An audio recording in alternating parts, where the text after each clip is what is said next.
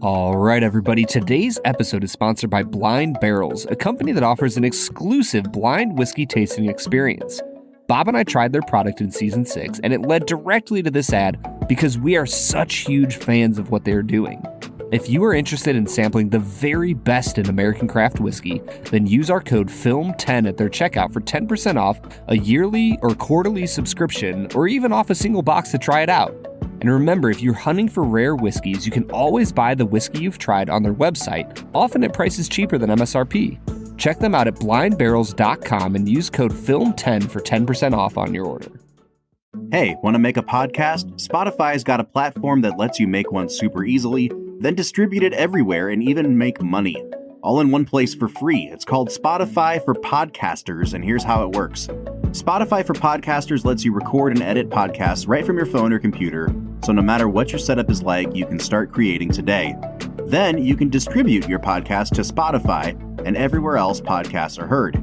Hey, even video podcasts are available on Spotify, and you can do cool things like Q&As and polls at the end of each of your episodes to get people interacting with you on Spotify. With Spotify for Podcasters, you can earn money in a variety of ways, including ads and podcast subscriptions. And best of all, it's totally free with no catch. We've been using Spotify for Podcasters. Anchor has now rebranded into Spotify for Podcasters, so it's been totally integrated, it works perfectly, and we're distributed all over the world because of it. Try Spotify for Podcasters today. In 1950, director Billy Wilder and star William Holden gave the world a gloomy film about the dangers of unchecked fame. In 2023, Brad, we just keep the train a-rolling here with Benchmark. I think we're like 4/5 of the way through now. I have nothing clever to say. Yeah. You think we're 4? I'm not quite sure, but I think we've done 4 out of 5. The film is Sunset Boulevard. The whiskey is Benchmark Bonded. And we'll review them both. This is The Film and Whiskey Podcast.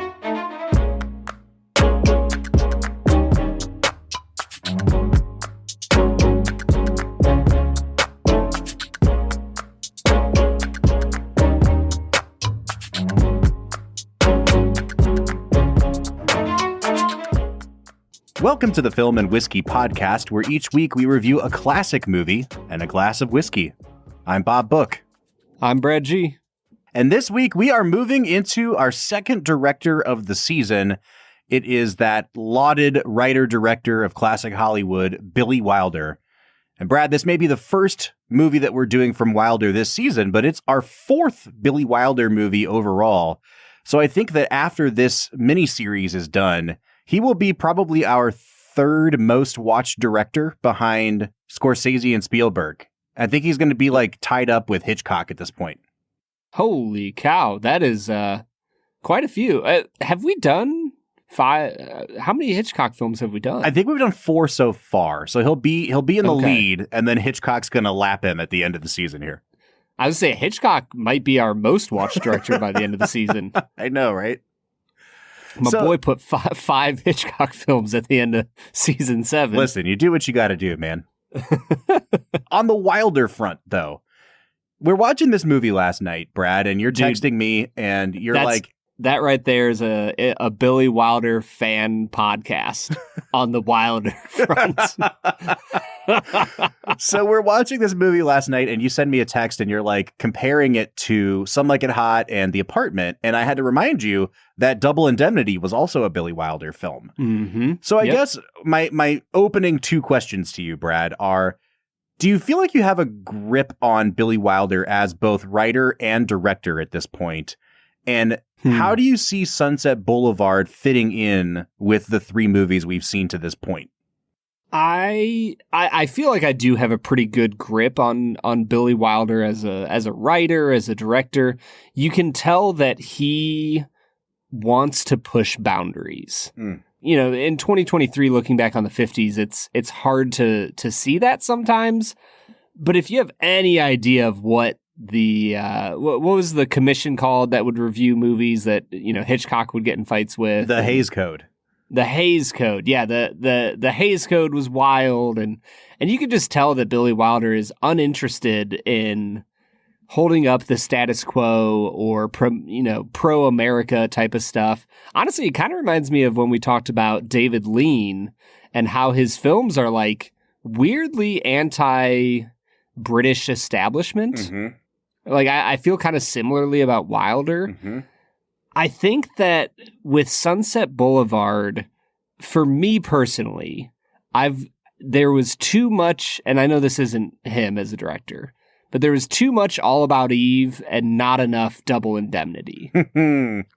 I really love that comparison, especially, and we'll get into talking about this, but especially because All About Eve is the film that beats Sunset Boulevard for the Best Picture Oscar in this year. They both came out the same year. Yeah. And so they've kind of been inexorably linked for, 70-something years now. I think our audience will believe me when I say I genuinely didn't know that. I didn't know that basic fact that I could have looked up at any point.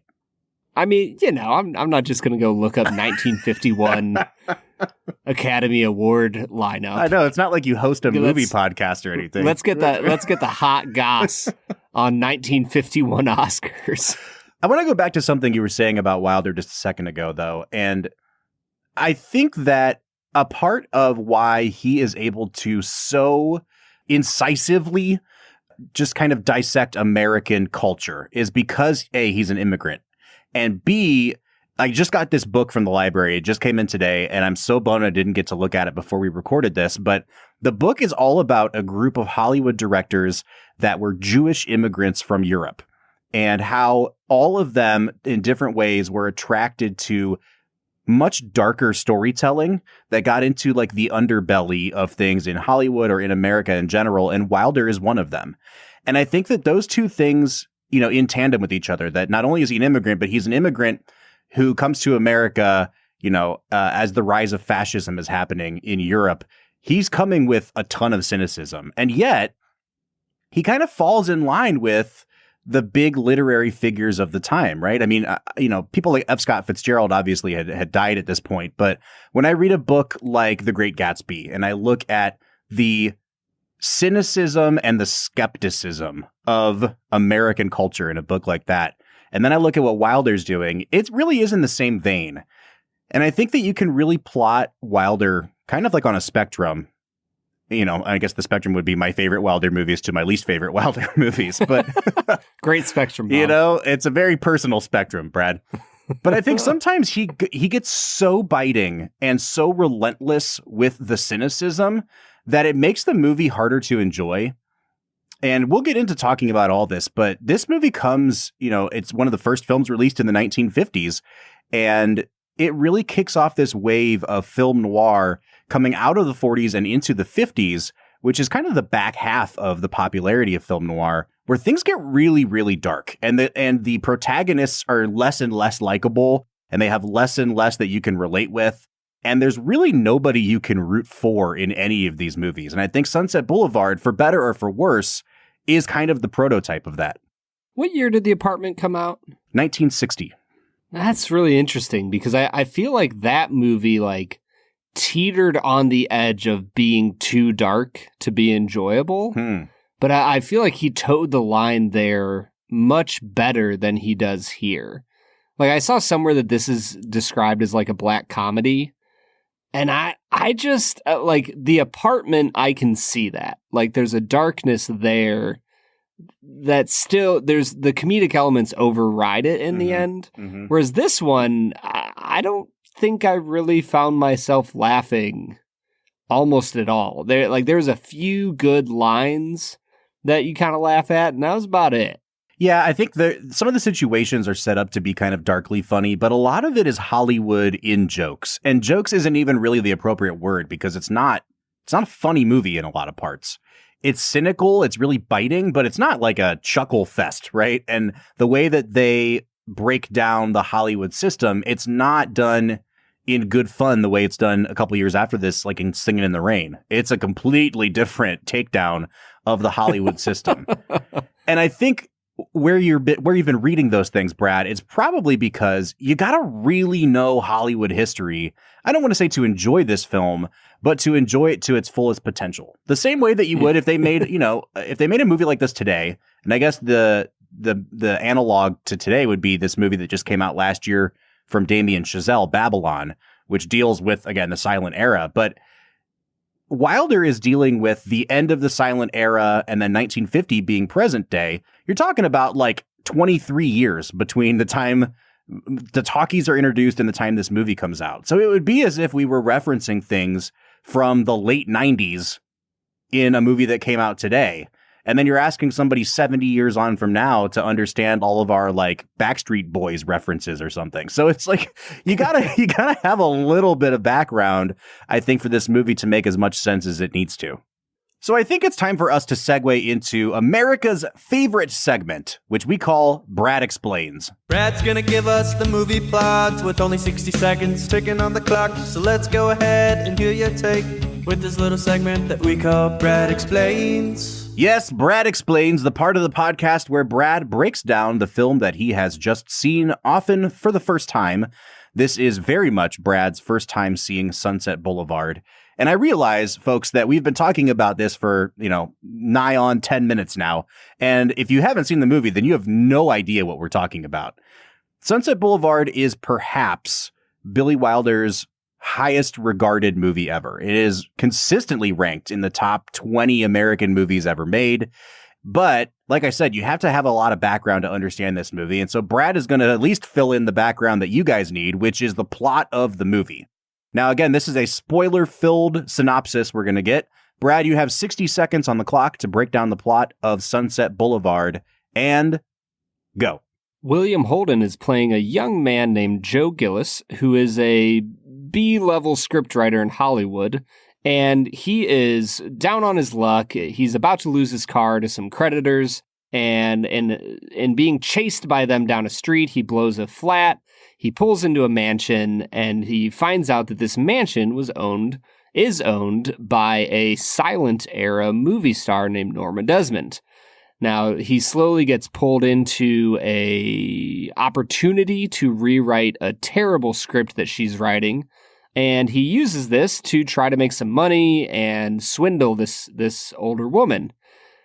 She eventually sucks him in with all the money and nice things, and he moves in there.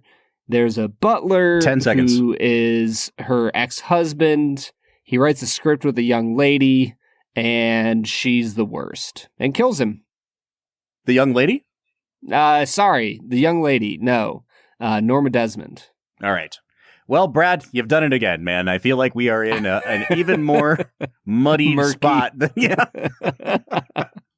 All right, let's talk a little bit about Sunset Boulevard. So, Brad, where do you want to start today? Do you want to kind of get some of like the Hollywood history stuff on the table so that we have a context to work with? Do you want to dive into Billy Wilder? Do you want to don't say anything else? Okay, just the first one. I watched this movie last night, and it's my first time watching it in probably 10 years. But I found myself saying, how in the hell did he get away with this movie? Because 99.9% of the characters in this movie and the names that are dropped in this movie are real people who are like very much alive when this movie is released, because they're referring to an era in Hollywood history that's not even a quarter century old at this point. Cecil B. DeMille is an actor in this movie playing Cecil B. DeMille, the famous movie director. And Norma Desmond, played by Gloria Swanson. Gloria Swanson is a real movie star from the silent film era. So when Billy Wilder writes this movie about this aging silent movie star who's going mad, he goes looking for real silent movie stars. And when she's playing whatever game they're playing, bridge or gin rummy or whatever it is, with what William Holden calls the Waxworks, her old Hollywood friends, all three of those people playing cards with her are real people from silent film era Hollywood. And it's just amazing, first of all, to me that that people would sign on to this movie knowing the attitude with which the character of Joe, William Holden, is like so dismissive of them and calling them old and calling them waxworks and talking about people like Gloria Swanson. Like, it just blows my mind that he got this many names attached to this movie to sign on to make a movie in which they're basically playing themselves and in which no one pities them and like everyone's kind of crapping on them. He gets Paramount Pictures to put the name Paramount Pictures in them. Like, they don't make up a fake studio for this stuff to all be happening at. It's like, yeah, this stuff all happened at Paramount, and then Paramount releases the movie. Like, yeah, I guess it did happen here, didn't it? It's just like, it's crazy to me. I can't imagine a studio, a set of celebrities signing on to something like this today. Do you think that the message of the movie kind of went over people's heads? That, like, do you think that they just read it a little more at surface level and they were like, yeah, this is kind of a tragic story of a woman who let stardom go to her head, and here's the results? I think it's kind of both and, because I know that Billy Wilder and his writing partner, Charles Brackett, were writing the script kind of as they went through the movie too. And part of that was because they didn't want to give away too much to the studio. And so they'd give them like bits and pieces as they went. In the studio, at that point, Billy Wilder was kind of such a golden boy at Paramount that they were like, yeah, sure, this sounds great, and let him do whatever he wanted. But I do think you're right, Brad, that I don't know that anyone anticipated what a gigantic middle finger this was to everyone in the Hollywood ecosystem, including Wilder himself. Because I think that there is definitely stand-ins, like Wilder wrote stand-ins for himself into this movie. And I think he implicates himself in the way that Hollywood spits up and chews out people, and the way that that's portrayed on screen here too. So there's a lot of really interesting layers to this movie. And I think it's almost more interesting to talk about that and who represents who and who's implicated and what's the message than talking about what actually plays out on screen in some ways. Well, so who was Billy Wilder then? Was he the producer at the start that kind of, won't really help him out? I don't know, man. I think for me, he's partially William Holden. He's the guy that thinks too highly of himself and is just like kind of a dick about everything and doesn't seem to be satisfied with anything. He's the asshole writer. He's also Max, the live-in director of old that is now her butler. And I think if we can really get into spoilers here, Brad, the last scene of the movie where after she has killed Joe, she has completely become detached from reality, and she goes back up into her bedroom and she's putting on makeup. And when the news cameras come and film her as the cops arrest her, she thinks she's back on a movie set for the first time. And it is this really truly heartbreaking and disturbing ending, because she finally gets what she's been craving, a camera to be turned on her this whole movie. And now they finally are, in the most tragic way. And what does Max have to do to get her to come down the stairs? He has to assume the role of director and yell action to basically dupe her into going into her doom. And I think that whether Wilder would admit it or not, I think he's kind of implicating himself, and he's implicating directors in that we are the people being directors that build these people up into idols, that put them on a screen and that make them lose all sense of reality and humanity and who they are, because we are directing and marching them into their doom. Like, I really do think he's implicating himself in that.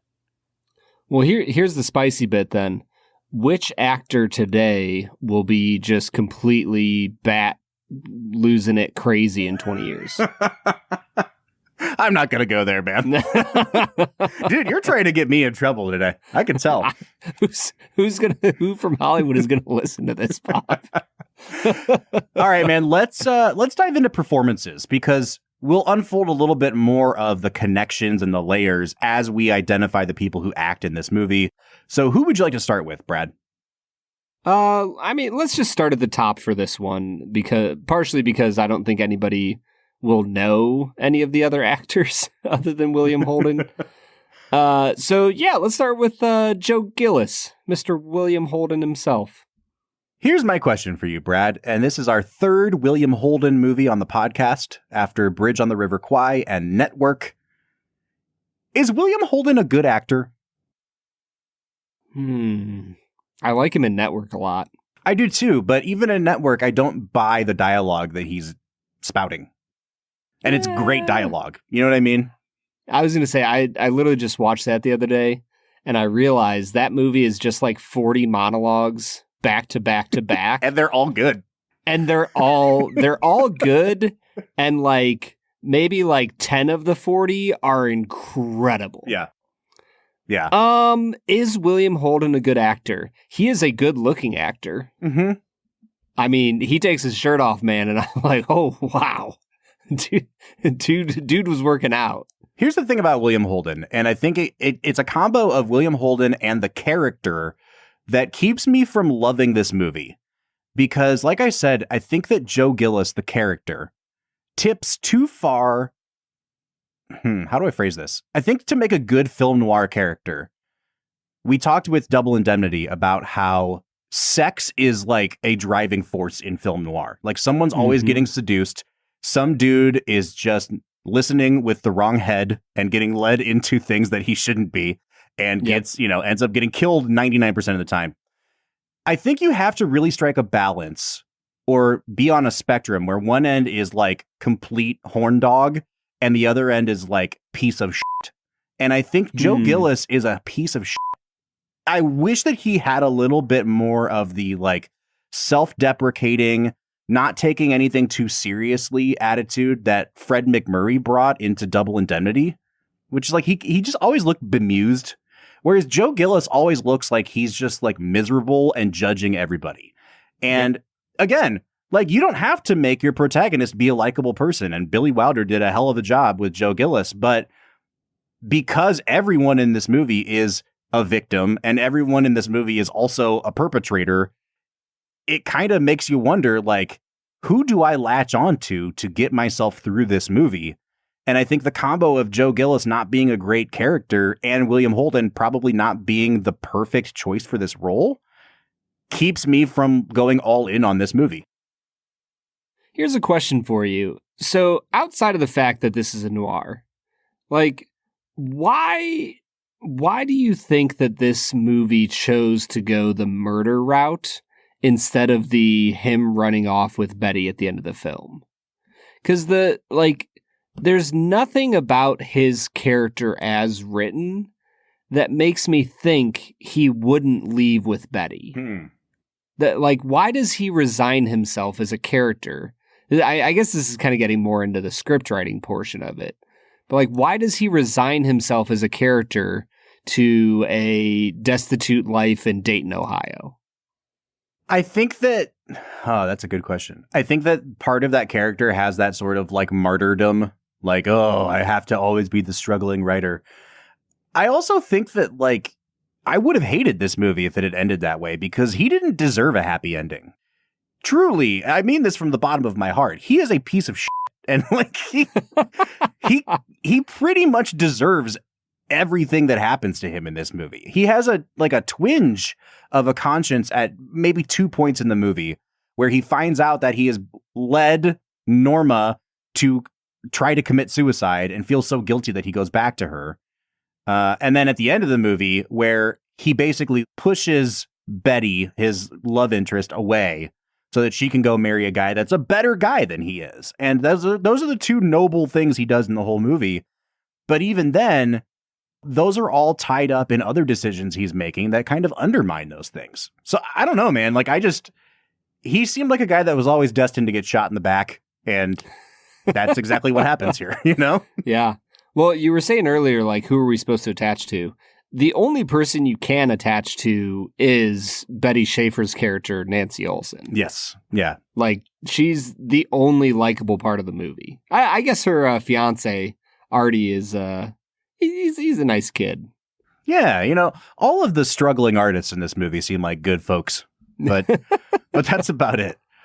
Yeah. All right, man, let's talk about, I almost said Norma Desmond. Let's talk about Gloria Swanson as Norma Desmond, because this is a role that is considered at the same time one of the best screen performances ever and the inspiration in many ways for like the term camp.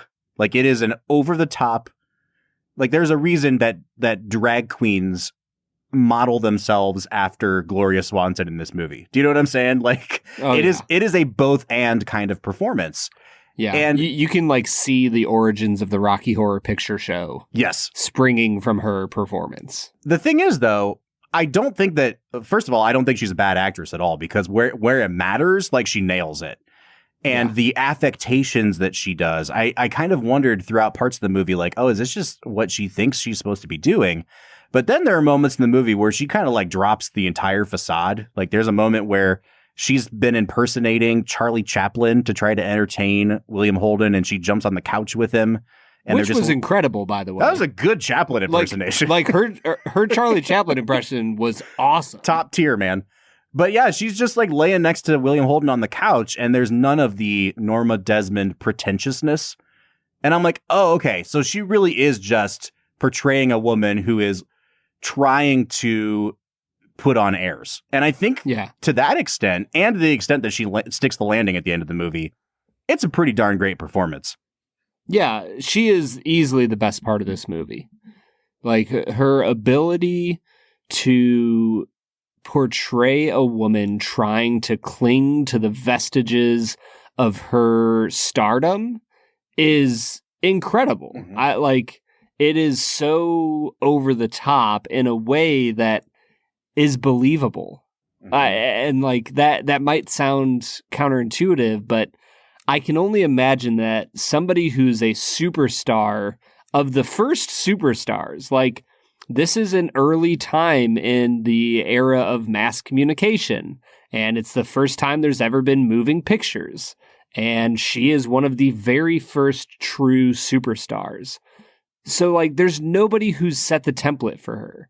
You know, we talk all the time in the world of sports about how Michael Jordan set the template for how to deal with mass fame in the era of the internet and, you know, the 90s and early 2000s that people like Tiger Woods followed and LeBron and others. There is nobody to set the template for the fictitious Norma Desmond. And I think Gloria plays that incredibly well. Again, I can't believe the way this worked out to be a real life thing, because Gloria Swanson was a major, major movie star in the silent film era, and the rise of talkies was her undoing. And she just kind of, you know, she had gone off to New York. She was in theater. So it wasn't like she became Norma Desmond. She was a working actress who kind of got coaxed back to Hollywood for this movie. However, like, I can't imagine reading this script that has been offered to you and reading what they say about this person in the movie. And the person basically follows the same trajectory as your career. And people call her washed up, and people call her a has-been, and people call her delusional. And at every point, they're undercutting this poor woman who thinks that she's going to be adored again. And it's like, no, they just wanted your car. And I can't imagine reading the script and being like, yep, I don't see anything here that I would object to. Like, Wilder is asking these people in his movie to come back and relive the most traumatic moments of their life, and to play them in an even more dramatic fashion. And it's like, I don't know, like, do you think, Brad, that you could put distance between yourself, Gloria Swanson, and the character Norma Desmond? Put that distance there? Or are the lines too blurred? Like, I feel like I would be second guessing at every point. Like, why are you doing this to me, dude? Yeah. I think that it would just take an incredible amount of self-awareness and humility. To say, yeah, like I was a silent era movie star and I've moved on from that era, and sure, I'll come back to play it this one time, but that's not who I am anymore. And that gives me the space to be able to play it more accurately. Maybe. I don't know. I don't think I could do it if you asked me to come back and be the person I was in my 20s, in my 40s or 50s. Right. Like, nah, bro, that's not going to happen. It's like, we've got this perfect character. His name is Brad Fee. We want you to play him. And it's like everything you did bad in college, the script. Yeah. You know what I mean? Like, wait a minute. What are you trying to do here, man? Written by Robert Fooke. All right, I think this is a perfect segue into talking about Erich von Stroheim in this movie as Max, the butler, who you find out is not only Norma's first husband, but is also a famous, a formerly famous silent film director. And this is where things get, and I hate using this word, but it's where they really get meta. People like to talk about movies that are very meta. This movie's more meta than maybe any movie I've ever, because there's so much real life stuff dragged into this movie. Erich von Stroheim is one of the master filmmakers of silent cinema. He's a real director. He made a movie in the 1920s called Greed, which is considered one of the landmark movies in history. It was 4 hours long. It was considered at the time it was made the best movie ever made. And the studio... We're watching it next week, right? The studio took it from him. They chopped it down to like 90 minutes. And then all the footage that they cut out was lost, basically. And over the years, bits and pieces have been recovered. But, you know, we've gotten to the point now, Brad, where I think they've said that somewhere between 80 and 90% of all movies made during the silent era have been lost forever. And Greed is one of those movies that we have pieced together. I think they have like a 2.5 hour cut of the movie now, but the rest of it's lost. And that's von Stroheim's legacy, is that the studios f***ed him over. And like, now you have him playing a washed up director in a movie with Gloria Swanson. And not only that, but in real life, Erich von Stroheim directed Gloria Swanson in a silent movie at the peak of her powers when she hired him on to direct a movie. It was never finished because they had creative differences and she stormed off the set. And the movie that you see playing on the projection screen in that famous scene where she does the I am big, it's the pictures that got small, is the movie that Erich von Stroheim directed her in. Like, it feels like this was, he put all of his actors into these weird psychological torture-y moments and asked them to relive them through these characters, but not read too much into it at the same time. I just don't know how these people didn't murder Billy Wilder instead of Joe Gillis on the set. Yeah, I was going to say, if you've been listening, if you've stayed with us thus far, if there's anything that I can tell you about Sunset Boulevard, super fun movie, 10 out of 10. Would definitely recommend. Lighthearted, you know, watch it with the first date. It's going to be a blast. I will say this before we go to break. I know that I am a long-winded person. You, Film and Whiskey Nation, you know this about me. I don't think I've ever talked this much in the first half of an episode, and Brad has talked so little. So, Brad, I really do want to hear, like, whether it's about the performances, whether it's just you kind of getting your mind around all the things that we've laid out on the table thus far. Before we go to break, I just want you to give us, like, 2 minutes of whatever you feel you need to say to get off your chest before we drink some whiskey. I feel like the worst part about this film is the noir murder opening and ending. Like, I know that gives us the famous scene of her losing her mind and coming down the thing.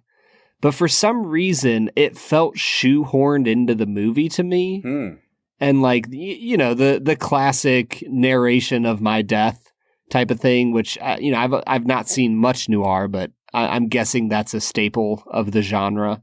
That just didn't fit with the rest of it. And then the opening sequence of him, you know, lying to the creditors and then getting in a car chase with them, like, it was the most obvious setup in the history of setups that, like, I was sitting there going, like, really? Like, this is Billy Wilder? Like, this feels like a very B-level script so far. And so stuff like that kind of took me out of the film a little bit.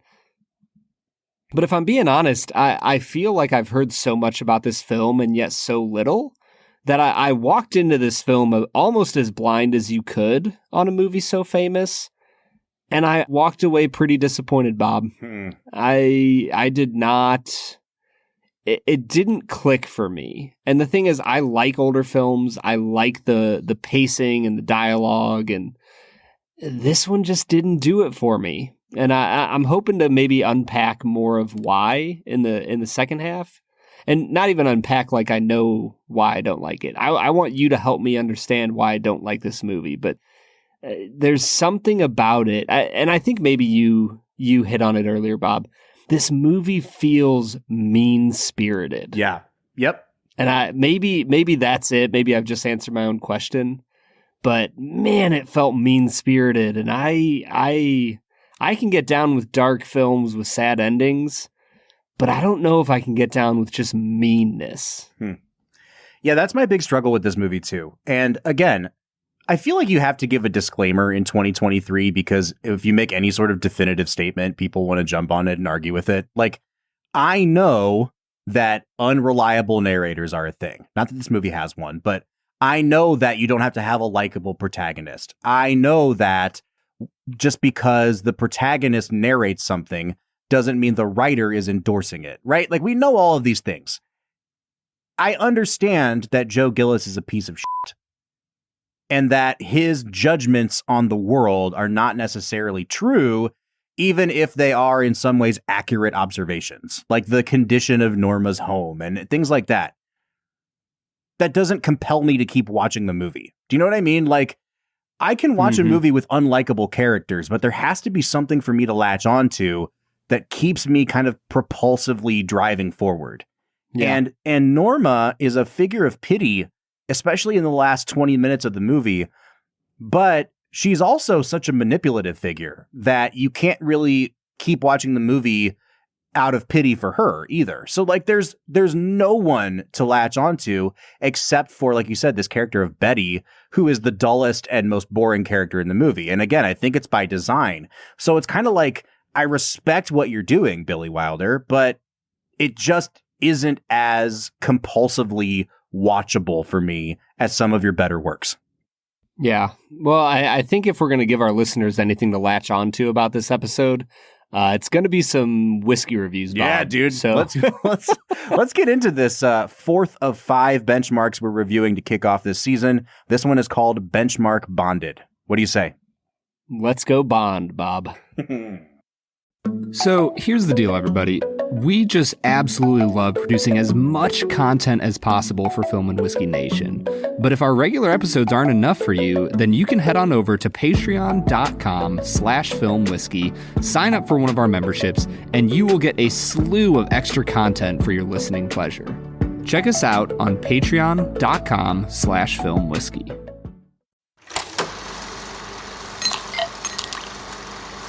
All right, everybody. As Bob said, this is Benchmark Bonded. Now, if you are an astute listener of the Film and Whiskey podcast, you will have already guessed that Benchmark Bonded is a 100 proof whiskey, Bob. Now, why would they have known that? They would have known that, Brad, because of the Bottled in Bond Act that came out in the 1890s. Which basically was the U.S. government's way of regulating the spirits industry so that they weren't selling poisonous hooch to the American public. So if you've been listening to us for a long time, you probably know this. If you're a big bourbon drinker, you probably know this already. But to be considered bottled in bond, a whiskey has to be aged for 4 years in a government bonded warehouse. It has to be bottled at 100 proof. It has to be the product of one distillery season. So distilleries have 2 seasons of the year that they distill in, so you can't blend across seasons. There's a couple more items that you have to fulfill to check the boxes for bottled in bond, but those are the big ones. So when you see something say it's bottled in bond, you automatically know it's 100 proof. It's not 101, it's not 99, it is 100 proof. Dude, you just nailed it. That was, I'm like stunned silence over here. Wow. The only reason that I said 1890s is because I can't remember if it's 1894 or 1897, and I didn't want to stick my foot in my mouth. So we're just going to say 1892. I don't freaking know. All right, man, let's drink some Benchmark. So again, if you've been listening to us this season, we are drinking 5 new releases that Buffalo Trace is bottling under the Benchmark label. We started with the cheapest one and the lowest proof, and we're working our way up to the highest proof one. So we really liked the first week, Benchmark Top Floor. The second week we were very split on. That was the Benchmark Small Batch. Last week we tried Benchmark Single Barrel, which neither of us liked. And so we're hoping that we can really get back on track here with this 100 proof Benchmark Bonded.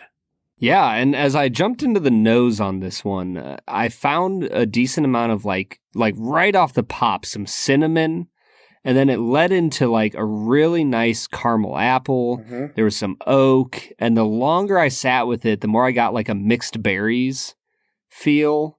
And yeah. I really liked it. It was a solid, approachable nose that I gave a 7 out of 10 to. I also gave it a 7. I had pretty much the exact same notes.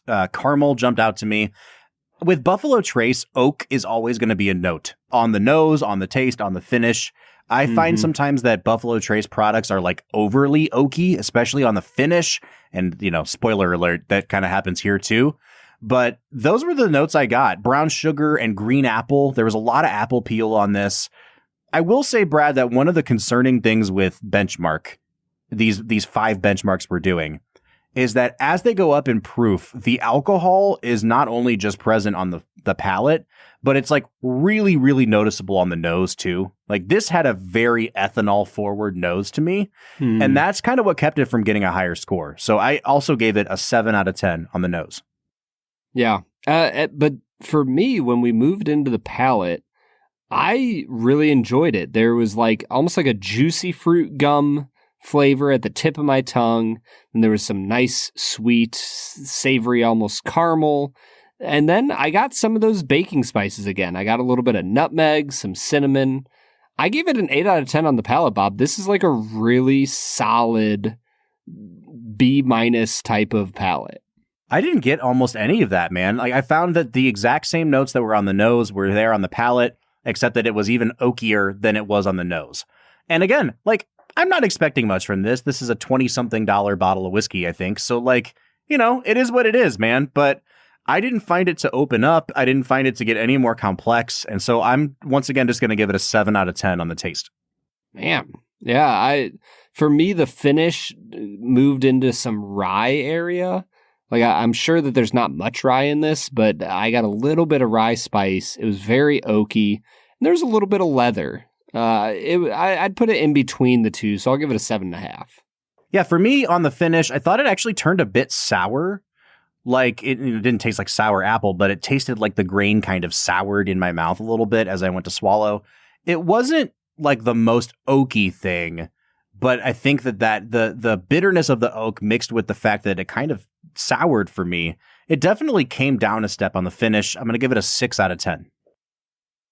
Yeah, and then with balance, I think that this has some decent complexity of flavor. There's some fruitiness, some traditional caramel, brown sugar notes, and then there's those baking spices that for me take it up a notch. Like this moves from being like, oh, okay, sure, it's a fine $20 whiskey, to like, oh, there's some like spiciness going on here that I wasn't expecting. So I give it a 7.5 out of 10 on the balance.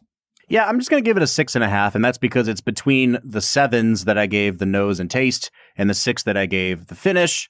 I think it's pretty good, but it's nothing special, and that's kind of what we're expecting from this whole line. Yeah. I think, Brad, if we can be frank here, neither of us are expecting to find a 10 out of 10 whiskey here. What we might be expecting to find is a 10 out of 10 value. And that's a lot of our evaluation of a whiskey is like, hey, man, like, this is like a 7 out of 10 whiskey, but they're charging $18 for it. I can't recommend this higher to you. You know what I mean? Yeah. How do you pass that up? Exactly. So I'm not expecting a lot here, but even at that point, like I'm still just going to give it a 6.5. Yeah. So that brings us to our final category, value. In the beautiful state of Ohio, you can purchase this whiskey for $20 on the dot, $19.99. The pricing structure of these makes no sense to me. Like, I just don't understand how they're pricing these out, because it's like the top floor was 15, the small batch was 18, this is 20, single barrel was 25, and then there's a full proof coming next week, which I think is still less than the single barrel. Like, I just don't get it. I think it's 22 or 3, I want to say. Listen, at $20, this is a pretty good whiskey. You can't get a lot of bottled and bond bourbons for less than 20 anyway. Old Grandad is right in there. I know a lot of people like Old Grandad. Evan Williams is right in this range too. This is kind of in line with those ones. And I think for $20, you could do a lot worse when it comes to picking a whiskey. I'm going to give it an 8 out of 10 on value. Yeah, I'm in the exact same spot. 8 out of 10. This is a really solid value in the world of budget whiskey.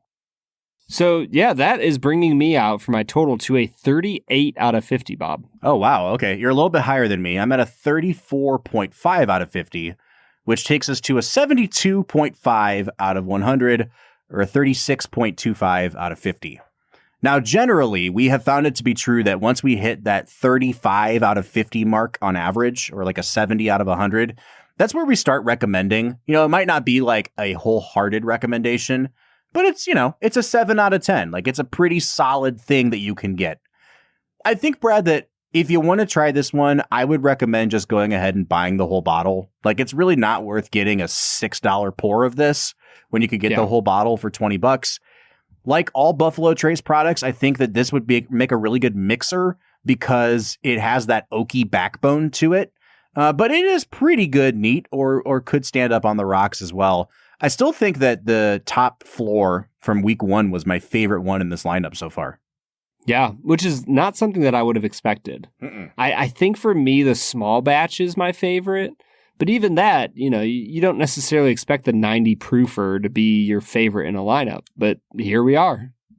Here we are, man. I feel like in some weird way that we will understand once we wrap this episode up, this is a perfect pairing with Sunset Boulevard. You know what I mean? I don't know why I feel this way. It's like a whiskey I can't quite get behind and a movie that I can't quite get behind. But hey, you know, why not? Yeah, sure. Well, speaking of a movie I can't quite get behind, how about we go back to Sunset Boulevard? Let's do it, man. All right, everybody. That was Benchmark Bonded, a whiskey that we drank. We sure did, man. Drank the heck out of that whiskey, Bob. It got what it deserved, just like Joe Gillis.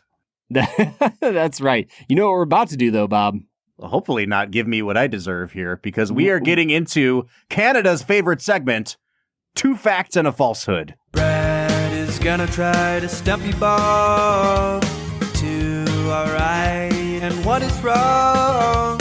2 facts and a falsehood. That's right, 2 Facts and a Falsehood. This is the segment where Brad presents 3 items to me as fact, all about the making of this movie, one of which is a complete fabrication on Brad's part.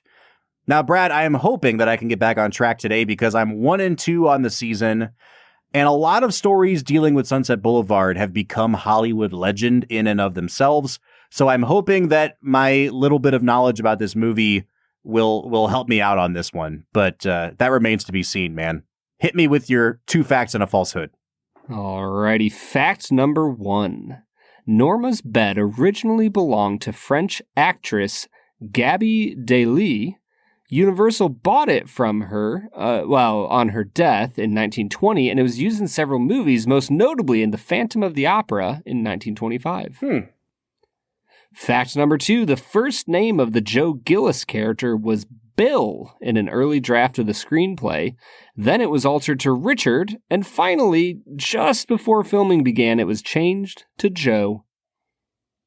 Okay. Fact number 3, according to Cameron Crowe, who shadowed Billy Wilder in his twilight years, a typical day in his office would consist of him answering numerous phone calls from people requesting for him to remake this film, and he would inform them that he didn't own the rights and promptly hang up. Okay, I'm good. Just for the sake of argument, I'm going to say 3 is a truth because Cameron Crowe very famously wrote a book out of his conversations with Billy Wilder, and he got very inventive with the title. I think it's called Conversations with Billy Wilder. It's not on the wild front. On the Wilder front. I checked that book out of the library for some Billy Wilder research, and I didn't read that exact quote in it when I was reading about Sunset Boulevard, but I did read a quote where he was giving an interview in his twilight years where he was complaining about everything in Hollywood being a remake. And he was talking about, like, you know, look at all those people over there on their typewriters. Right now they're writing Jaws 3 and Return of this. And so how do you think he would feel in 2023, Bob, about the state of cinema? He would have written the best Ant-Man movie that anyone could have written. Billy Wilder's Ant-Man. I'm going to say 3 is true. Number 1 sounded true enough. Number 2 is interesting because, like, I mean, sure, maybe he was named Bill. That character was also really hard for them to cast. I know they offered it to Marlon Brando, and then they offered it to Montgomery Clift before finally settling on William Holden. So I have no idea if they changed the character's name or not. I'm going to say 2 is the falsehood, just because it sounds like a Brad G. invention to me. Bob, You are 100% correct. Yeah! You're back to 500, baby. You don't shoot Bill in the back, you shoot Joe in the back. That's right. That's just science. So you got me on a quick one. Originally, my falsehood was about the character of Max, and I had researched famous silent film directors, and Ernst Lubitsch came up, and I was going to say that he was supposed to be the Cecil B. DeMille part, but he didn't want to be in the movie, and so they repurposed that character into the butler. Oh, that probably would have tricked me. Really? Yes, because Billy Wilder famously worshipped Ernst Lubitsch. He to the point where he had, I just read this the other day, he had a plaque in his office that basically said when he was in a spot, he would look at this plaque and it would say what would Lubitsch do? Yeah. And dang it. There you go. Ernst Lubitsch, not just a silent director. We'll probably do at least one of his movies on the pod someday. Yeah, because earlier you talked about Erich von Stroheim, and I was like, oh, shoot, well, he knows too much about that character. I got to strike that. Oh, you totally would have gotten me on that one, man. Man, I overthought myself. All right, I am back to 500, and we are back into talking about Sunset Boulevard. Brad, I don't have too much more to say about this movie. I feel like we kind of gave away our feelings about it in the first half.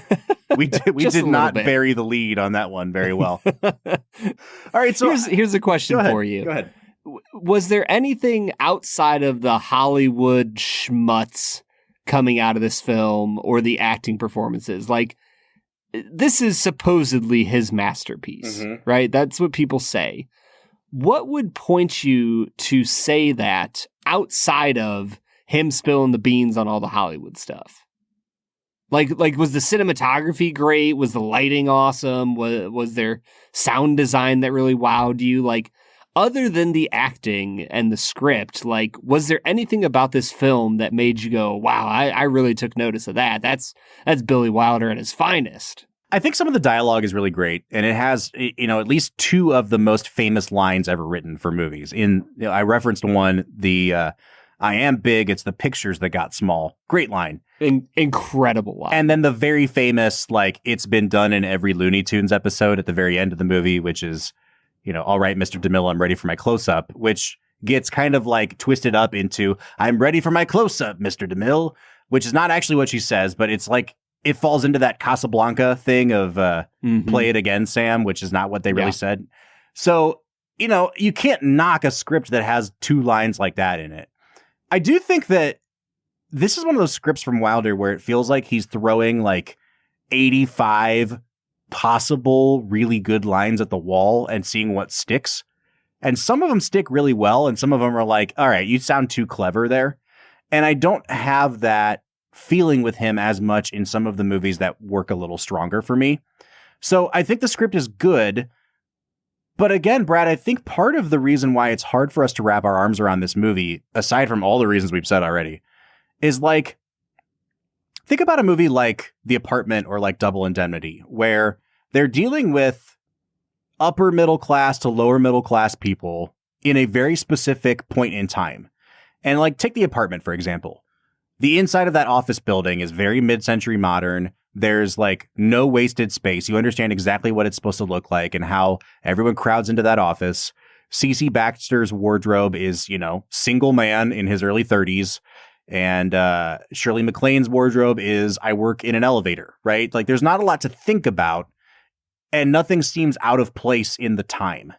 Whereas in Sunset Boulevard, I read a lot about the wardrobe design and the set design in this movie, and I still don't know if I understand it all, because some of it was designed to look purposely gaudy, and some of it was designed to look purposely outdated and to mimic some of the really over the top trends in the 1920s in Hollywood when people built those big houses.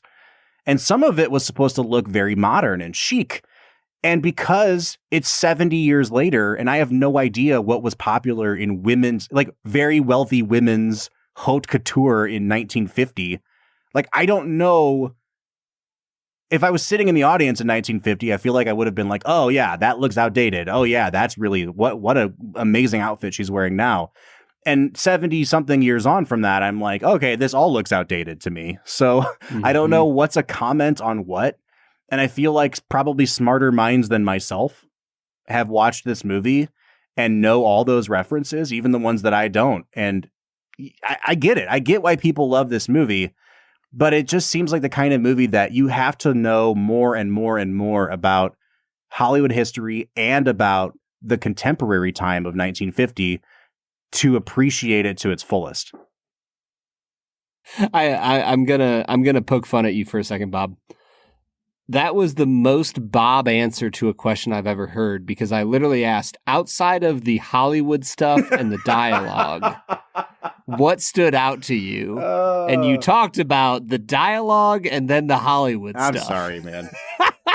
It did, you know what? It did have good cinematography. No, like that answered my question. That answered everything I need to know about this movie. Listen, the shot of him in the swimming pool dead is the coolest shot ever. Like when it's like from underneath him looking up and out of the water, because they couldn't do that with movie cameras in the 50s. Like, yeah, they tried to design a box that the camera could go in, and it didn't turn out very well.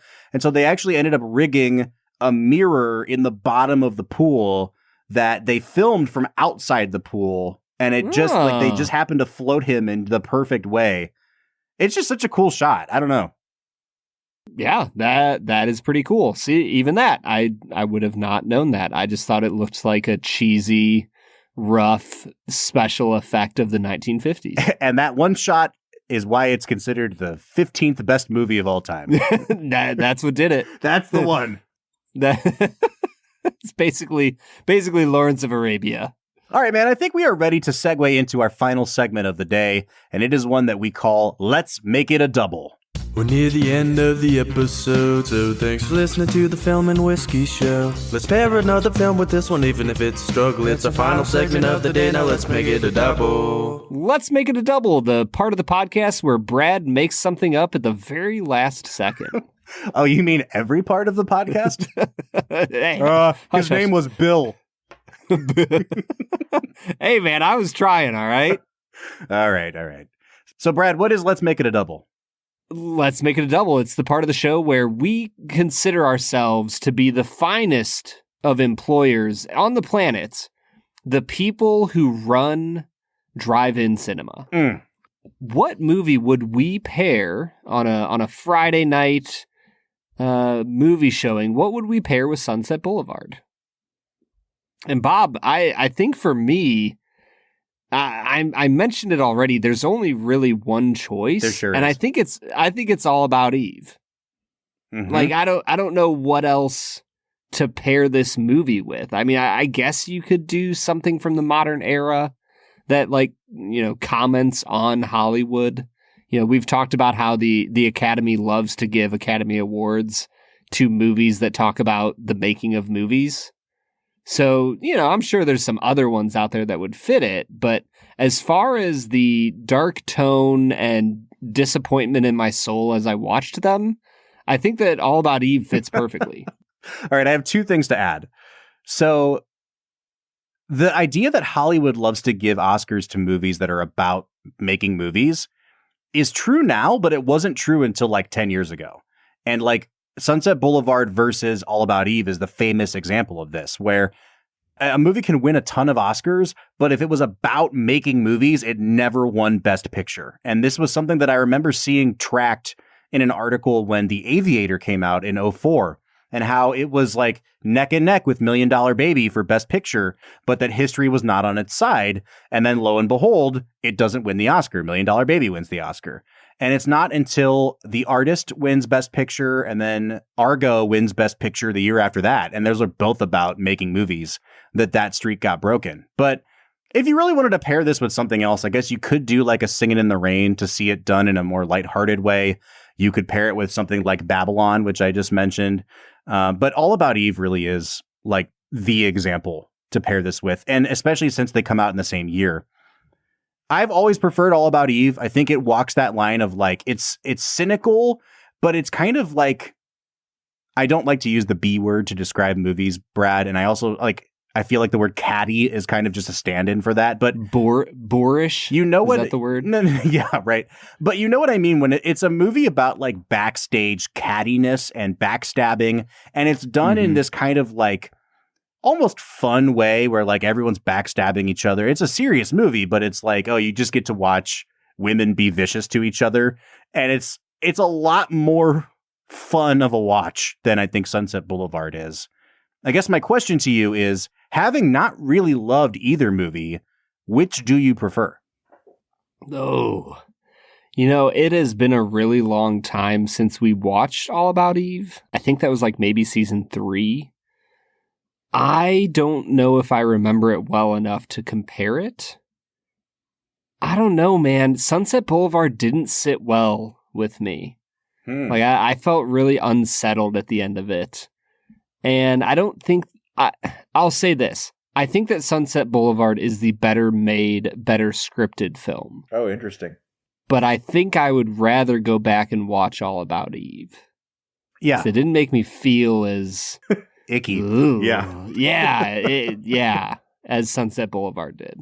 All right, it's time for final scores. Brad, I have been really teetering on this movie because I recognize that if I give it anything lower than like an 8.5, then like the classic film gods shall strike me down.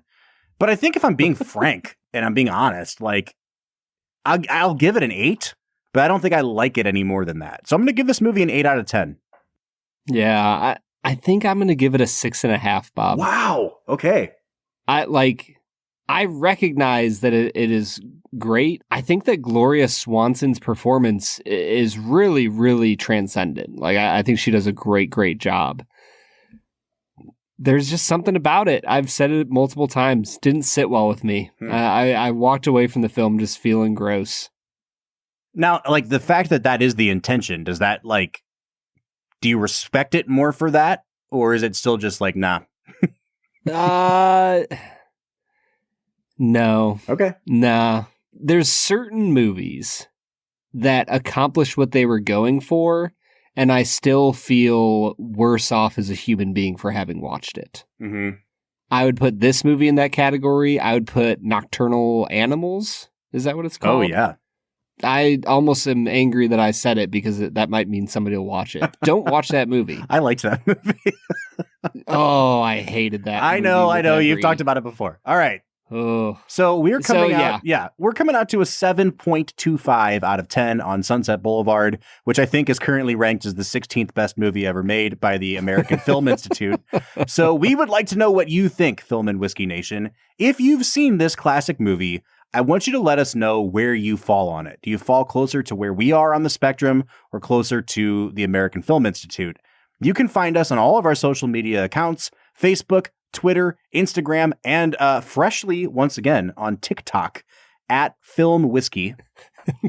I don't know if you could say TikTok more like a boomer. The TikToking? We're on TikTok. Bob, we're also on this fancy little platform called Discord. Discord's an awesome place where it's like a private social media where you only interact with the content and people that you want to interact with. So come join our Discord. We have a blast over there. You can find a link to it at the end of every single one of our show notes. Next week, we'll be back with Billy Wilder's 1953 film Stalag 17. But until then, I'm Bob Book. I'm Brad G. And we'll see you next time.